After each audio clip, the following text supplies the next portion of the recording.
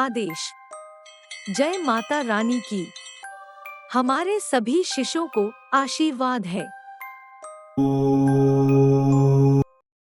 बहुत से लोग दुर्भाग्यवश शादी के कई साल बाद भी संतान सुख से वंचित रह जाते हैं।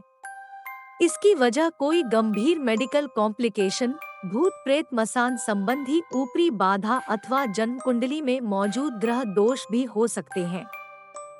इनसे छुटकारा पाने के लिए प्राचीन भारतीय ग्रामीण आदिवासी तंत्र शास्त्र में कुछ खास टोटके बताए गए हैं। अगर आप भी उन बदकिस्मत लोगों में से हैं जिनकी संतान नहीं हो रही है और आप भी एक सौंदर्यवान, गुणवान, बुद्धिमान और बलवान संतान चाहते हैं, तो हमारा आज का यह वीडियो आपके लिए ही है। इसे शुरू से लेकर अंत तक अवश्य देखें और इस सुविधा का लाभ उठाएं। और वीडियो अगर पसंद आए तो वीडियो को लाइक, शेयर और चैनल को सब्सक्राइब कर नोटिफिकेशन बेल को अवश्य दबाएं ताकि संघ द्वारा दी जाने वाली ऐसी ही प्राचीन सनातन धर्म की तंत्र मंत्र यंत्र और तंत्रोक्त टोने टोटकों से संबंधित सभी प्रकार की रहस्यमय वीडियो आप सभी तक तुरंत के तुरंत पहुंच सके। तो गर्भपीड़ानाश के आजमाए हुए टोटके कुछ इस प्रकार से हैं, ध्यान से सुने। किसी कुंवारी कन्या के हाथ से काते हुए सूत को लेकर गर्भवती स्त्री के सिर से पैर तक नापकर उसके बराबर 21 टुकड़े कर उतने ही बड़े 21 टुकड़े धागे लेकर उनमें काले धतूरे के पेड़ की जड़ से प्रत्येक धागे में एक एक टुकड़ा बांधे। फिर उन सभी को इकट्ठा करके गर्भवती स्त्री की कमर में बांध दे। इससे गर्भस्राव या गर्भपात आदि नहीं होता है।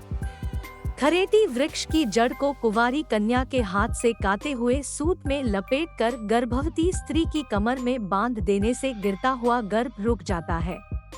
कुम्हार के हाथ में लगी मिट्टी जो कुम्हार के चाक के ऊपरी हिस्से की हो, उसे बकरी के दूध में मिलाकर गर्भवती स्त्री को पिला देने से उसका गिरता हुआ गर्भ रुक जाता है।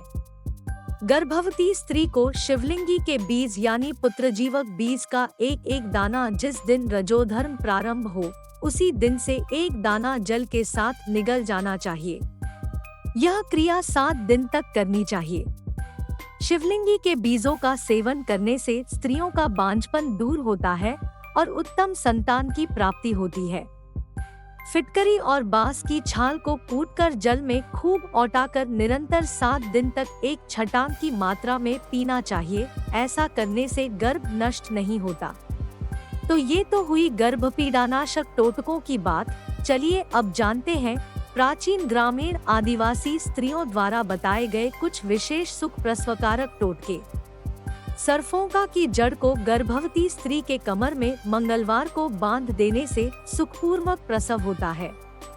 गुरुपुष्य नक्षत्र अथवा रवि पुष्य नक्षत्र में लाए हुए अपामार्ग यानी लज्जीरा की जड़ को गर्भवती के गले या बालों की लट में बांध देने से सुखपूर्वक प्रसव होता है।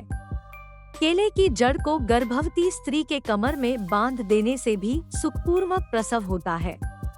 भिंडी के पेड़ को जड़ सहित उखाड़ ले और उस जड़ के छिलके को पीसकर मिश्री व काली मिर्च मिलाकर पिला दे। इससे शीघ्र प्रसव होता है।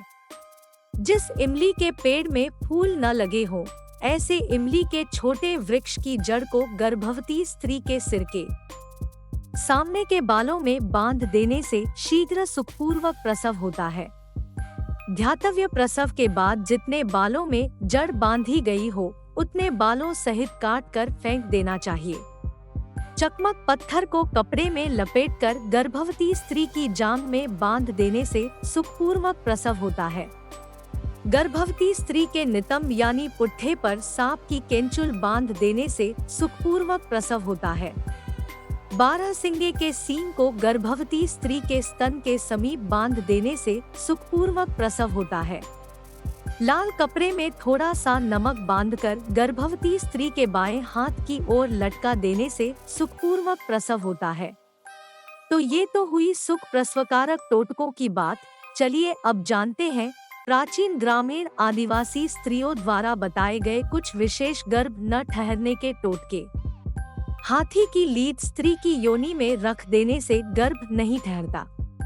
जिस छोटे बालक का सर्वप्रथम जो दांत गिरने वाला हो, उसे गिरते समय पृथ्वी पर न गिरने दे, अपने हाथ में ले ले, फिर उसे शुद्ध चांदी के ताबीज में मढ़वा दे। इस तिलिस्मी ताबीज को जो स्त्री अपनी बाई भुजा में धारण करेगी, उसका गर्भ जिंदगी में नहीं ठहरेगा। तो आज के लिए बस इतना ही। इस विषय पर अधिक जानकारी और मार्गदर्शन की प्राप्ति के लिए आप ऊपर स्क्रीन पर दिए गए नंबर पर व्हाट्सएप मैसेज के माध्यम से चैनल संचालक और साधना सिद्धि मार्गदर्शक पंडित श्री रवीश कोटियाल जी से बेझिझक संपर्क साध सकते हैं। कल एक बार फिर ऐसी ही रहस्यमयी, हैरतअंगेज और रोमांचित कर देने वाली, अब तक छिपी छिपाई गई विभिन्न प्रकार की दुर्लभ गोपनीय इतर योनियों विद्याओं की साधना सिद्धि के संबंध में जानकारी लेकर आप सभी शिष्यों के समक्ष जल्द हाजिर होंगे। तब तक के लिए आदेश। जय माता रानी की जय। श्री महाकाल।